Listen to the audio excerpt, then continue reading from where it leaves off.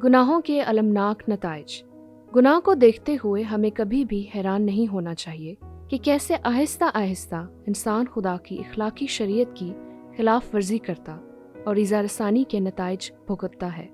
میں راشد یونس ہوں۔ ہم سب گناہ کی حقیقت سے آگاہ ہیں کہ دنیا میں گناہ کی موجودگی بہت طاقتور ہے۔ ہم سب یہ دیکھ چکے ہیں، ہم نے اس کا کسی نہ کسی حد تک تجربہ کیا ہوتا ہے۔ جب ہم اپنے معاشرے میں یہ ہوتا ہوا اور گناہ کی طاقت کے اثرات دیکھتے ہیں تو ہمیں کبھی بھی حیران نہیں ہونا چاہیے، خصوصاً اپنی اقدار کو زوال پذیر ہوتا ہوا دیکھ کر۔ پولس جب رومیوں کا خط لکھتا ہے تو وہ اس بات کو پیش کرتا ہے، اور اب غور کریں گے، میں اسے گناہ کی قوت کہتا ہوں۔ رومیوں باب نمبر 1 اور آیت نمبر 21 سے 23ویں آیت تک۔ اس لیے کہ اگرچہ انہوں نے خدا کو جان تو لیا مگر اس کی خدائی کے لائق اس کی تمجید اور شکر گزاری نہ کی، بلکہ باطل خیالات میں پڑ گئے اور ان کے بے سمجھ دلوں پر اندھیرا چھا گیا۔ اور بنیادی طور پر یہاں وہ کہہ رہا ہے کہ وقت کے ساتھ ساتھ نسلیں تبدیل ہو گئیں اور ثقافت اور معاشرے میں ایک زوال برپا ہوا، حتیٰ کہ پشت میں بھی ہوا۔ پولس بیان کرتا ہے کہ لوگوں کے ساتھ کیا ہوتا ہے، وہ اپنے آپ کو دنا جتا کر بے وقوف بن گئے اور غیر فانی خدا کے جلال کو فانی انسان اور پرندوں اور چوپایوں اور کیڑے مکوڑوں کی صورت میں بدل ڈالا۔ یہ پستی کی طرح بڑھوتری ہے۔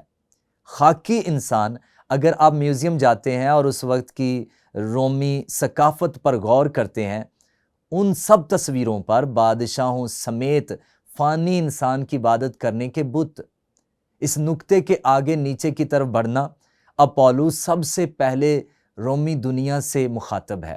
وہ اس چیز کو بیان کر رہا ہے جو دنیا میں ہو رہی ہے، لیکن میرا ماننا ہے کہ وہ اس کو بھی بیان کر رہا ہے جو ماضی میں ہوا۔ وہ اس بات کا حوالہ دے رہا ہے کہ نوح کے دور میں کیا ہوا جب دنیا میں کوئی بھی راست باز نہ تھا۔ وہ ابراہیم کے دور کا حوالہ دے رہا ہے جب کوئی بھی راست باز نہ تھا، اور خدا نے اپنے فضل کے وسیلے سے اس کو غیر اقوام کی ثقافت سے چنا۔ یہ اسرائیل میں ہوا۔ آپ سب کو اسرائیل کے بادشاہوں کے بارے میں پڑھنے کی ضرورت ہے۔ مثال کے طور پر شمالی سلطنت سے یروبام کے بارے میں۔ حقیقت میں ہم میں سے بہت سے لوگوں نے حال ہی میں اسرائیل کا دورہ کیا تھا، کیونکہ اس نے لوگوں کو یروشلم جانے نہ دیا، کیونکہ اس کا ربام کے ساتھ جھگڑا تھا جو کہ جنوبی سلطنت کا بادشاہ تھا۔ اور آپ برائی کو دیکھیں گے، دراصل شمالی سلطنت میں کوئی بادشاہ بھی راست باز نہ تھا، ایک بھی نہیں۔ لہٰذا آپ اسرائیل میں ایسا ہوتا ہوا دیکھیں گے۔ یہ تباہی ہے۔ پھر اسوری آئے اور انہوں نے شمالی قبیلوں کو اسیر کر لیا۔ پھر بابلی آئے جنہوں نے جنوبی سلطنت کو اسیر کر لیا۔ پھر فارسیوں نے بابلیوں پر چڑھائی کی، اور پھر یونانی ہیں جنہوں نے رومی دور تک رہنمائی کی۔ لہٰذا پولس نہ صرف موجودہ روم کا حوالہ دے رہا ہے بلکہ ماضی پر بھی نگاہ ڈال رہا ہے، بلکہ یہ ماضی سے بڑھ کر ہے جو کہ ہمارے موجودہ معاشرے کو پیش کرتا ہے۔ اور آپ دیکھیں گے موجودہ وقت میں کیا ہو رہا ہے ہمارے اپنے معاشرے میں۔ اور میں اس کے بارے میں سوچ رہا تھا، میں نے اپنے بٹوے سے $5 نکالے، یہ بہت دیر پہلے نہیں بلکہ 1 گھنٹہ پہلے ہی، اور میں نے بل پر نگاہ ڈالی اور یہ کہتا ہے ہم خدا پر بھروسہ کرتے ہیں۔ پھر میں نے عدالت اعلیٰ کے بارے میں سوچا۔ سپریم کورٹ کے باہر بالکل اوپر وہاں 3 لوگ تھے، اور بالکل مرکز میں موسیٰ کے 10 احکام ہیں۔ سپریم کورٹ میں آپ اندر جاتے ہیں، وہاں بلوط کے 2 دروازے تھے، اور ان 2 دروازوں کے نیچے جہاں جج بیٹھتا ہے 10 احکام لکھے تھے، اور ان کے اوپر 10 احکام تھے۔ اور یہ ہے امریکہ کا سپریم کورٹ۔ دیکھیں کیا ہوا۔ اب دیکھیں اس خاص ثقافت میں کیا ہوتا ہے، اور ہم دیکھتے ہیں یہ ایک جیسا عمل ہوتا ہے۔ دلچسپ بات یہ ہے کہ تنزلی کے لیے صرف نسل یہ جگہ لیتی ہے، اور یہ ہم اسرائیل میں دیکھتے ہیں۔ مثال کے طور پر یشوع میں پہلی نسل ہے، اور وہ لوگ خداوند کی پرستش یشوع کے جیتے جی اور ان بزرگوں کے جیتے جی کرتے رہے جو یشوع کے بعد زندہ رہے اور جنہوں نے خداوند کے سب بڑے کام جو اس نے اسرائیل کے لیے کیے دیکھے تھے۔ اور نون کا بیٹا یشوع خداوند کا بندہ 110 برس کا ہو کر رحلت کر گیا۔ لیکن دوسری نسل کو دیکھیں، اس وقت ایمان لانا مشکل ہوتا ہے جب تک آپ خود نہ دیکھ لیں کہ ہماری ثقافت میں کیا ہو رہا ہے۔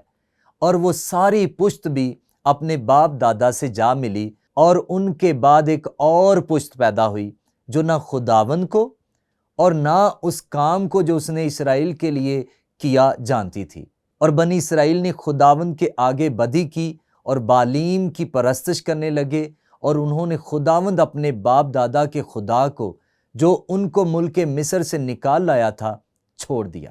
اور اس لیے ہم دیکھتے ہیں کہ کیسے یہ پشت تباہی کی طرف جاتی ہے۔ یہاں رومیوں میں ایک دلچسپ بات یہ ہے کہ پالوس کہتا ہے جب لوگ خدا کے فضل پر اظہار نہیں کرتے تو لوگ سچائی کو چھوڑ کر گمراہی کی طرف جاتے ہیں، اور ایسے لوگ اپنی برائیوں کا انتخاب کرتے ہیں۔ اور یہی بات ہے جو پالوس بیان کرتا ہے۔ دوبارہ سے اس تنزلی پر غور کریں۔ اس واسطے خدا نے ان کے دلوں کی خواہشوں کے مطابق انہیں ناپاکی میں چھوڑ دیا، اور آپ کے پاس جنسی سکون کی ایک نعمت ہے، ایک فطرتی نعمت جس کا استعمال بگڑ چکا ہے۔ اگلا قدم یہ ہے کہ ان کے بدن آپس میں بے حرمت کیے جائیں۔ خدا کی دی ہوئی نعمت یعنی جنسی تعلقات کا غیر فطرتی استعمال۔ تیسری بات، اسی طرح خدا نے بھی ان کو ناپسندیدہ عقل کے حوالے کر دیا، اور یہاں وہ ہر قسم کی برائی کو بیان کرتا ہے۔ بدکاری نے ہمارے معاشرے میں جگہ لے لی اور نتیجتاً نیچے کی طرف زوال آیا۔ لہٰذا ہم دیکھتے ہیں کہ یہ پوری رومی دنیا میں ہو رہا تھا، لیکن یہ پوری تاریخ میں ہوا، اور حتیٰ کہ ان معاشروں میں بھی ہوا جن کی بنیاد بائبلی اخلاقیات پر رکھی گئی تھی۔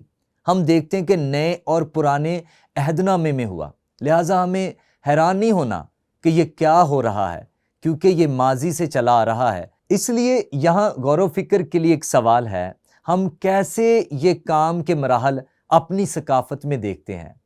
خیر، آئیں 1960 میں واپس جائیں۔ آپ میں سے بہت سے ایسے لوگ ہوں گے جن کو 60 کی دہائی یاد ہوگی۔ یہ بہت دلچسپ تھا۔ کیا یہ نہیں تھا سپریم کورٹ کے فیصلے؟ کیا آپ جانتے ہیں کہ کیا ہوا؟ 60 کی دہائی سے زندگی کے فیصلے ہوئے، اسقاط، فحاشی نگاری کے متعلق فیصلے کیے گئے۔ دیکھیں کیا ہوا، یہ دنیا میں ایک وبا بن چکی ہے، اور اب یہ فحاشی نگاری ایک سنجیدہ مسئلہ بن گیا ہے، اور اس کا اثر ازدواجی زندگی پر تباہ کن طاقت بن گیا ہے۔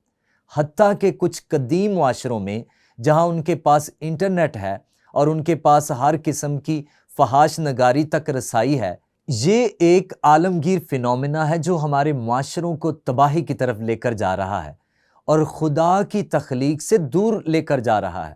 لہٰذا آج یہ قوت ہمارے معاشروں میں سرایت کر رہی ہے، نہ کہ صرف ہمارا معاشرہ بلکہ دنیا کی ثقافت اس کی زد میں ہے۔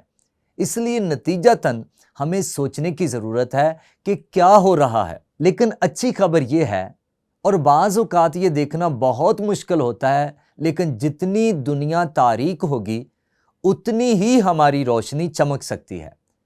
اگر ہم خود کو معاشرے کے رنگ میں رنگنے دیتے ہیں، دنیا کے مطابق ہونے کی بجائے مسلسل تبدیل ہوتے رہنا، اور اس بات کو بہت سنجیدگی سے لینا کہ خدا نے موسیٰ کے وسیلے سے اسرائیلیوں کو ملک کنعان میں داخل ہونے سے پہلے کیا کہا تھا۔ اس نے یہ کہا، یہ استثنا باب 6 میں ہے، سن اے اسرائیل، اس کو عبرانی میں شما کہتے ہیں، سن اے اسرائیل، خداوند ہمارا خدا ایک ہی خداوند ہے، تو اپنے سارے دل اور اپنی ساری جان اور اپنی ساری طاقت سے خداوند اپنے خدا سے محبت رکھ، اور یہ باتیں جن کا حکم آج میں تجھے دیتا ہوں تیرے دل پر نقش رہیں، اور تو ان کو اپنی اولاد کے ذہن نشین کرنا۔ استثنا کی کتاب میں یہ موسیٰ ہے جو بنی اسرائیل سے کلام کر رہا ہے۔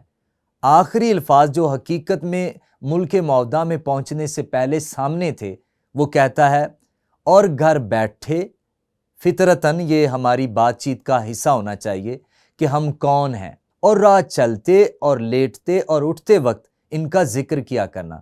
بہت سے ایسے مواقع ہیں جن کے ذریعے سے ہم اپنے بچوں کو خدا میں فطرتی تصور میں لا سکتے ہیں، بجائے کہ ان کو نیچے رکھیں اور کہیں ہم آپ کو سکھا رہے ہیں کہ زندگی کیسے گزارنی ہے، بلکہ ان کو زندگی گزارنے کے سیاق و سباق میں تعلیم دینا۔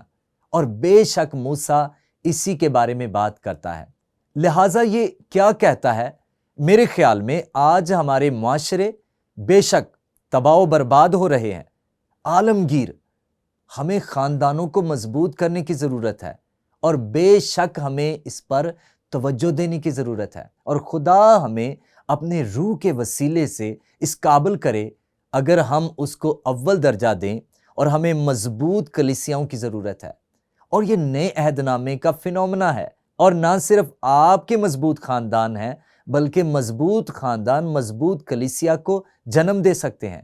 دنیا میں نور ہونا جو کہ بے شک اس کی مرضی سے دور ہوتی جا رہی ہے۔ لہٰذا یہاں اصول ہے، گناہ کو دیکھتے ہوئے ہمیں کبھی بھی حیران نہیں ہونا چاہیے کہ کیسے آہستہ آہستہ انسان خدا کی اخلاقی شریعت کی خلاف ورزی کرتا اور ایذا رسانی کے نتائج بھگتا ہے۔